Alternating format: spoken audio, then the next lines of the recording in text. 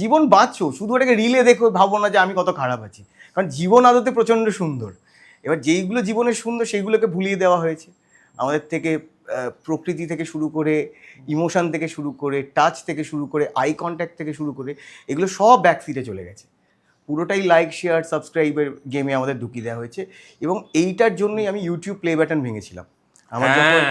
আমার যখন অনেকে গালাগাল করেছে, অনেক আমার বন্ধু ক্রিয়েটার, রোস্টার, তারা রোস্ট করেছে আমাকে, এবং আমার খুব ভালোও লেগেছে। আমি বললাম আরেকটু বেটার হতে পারতাম, সবারটা শেয়ারও করেছি। তো আমার ইউটিউব প্লে বাটন ভাঙাটা ছিল একটা স্টেটমেন্ট। এটা কেউ বুঝতে পারেনি, স্বাভাবিক, যারা ভিউজের জন্য কন্টেন্ট বানায় তারা কি করে বুঝবে।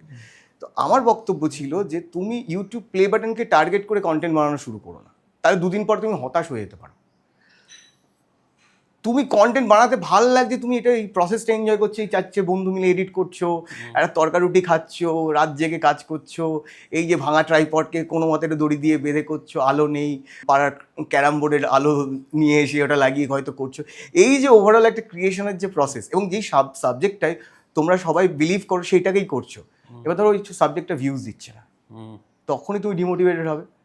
এবার করবে এমন একটা জিনিস সেটা তুমি করতেই চাওনি, এবং সেটা তুমি সাকসেসফুলও হবে, সেটা তোমাকে প্লে বাটনও দিয়ে দেবে, তারপর ওটা আরও বড় প্লে বাটন দেবে, কিন্তু তুমি যেটা ভালোবাসতে সেটা কোথাও গিয়ে তুমি ভুলেই গেলে এবং অন্য মানুষে পরিণত হয়ে গেলে তুমি কমপ্লিটলি, যেটা আদৌ তুমি করতেই চাওনি।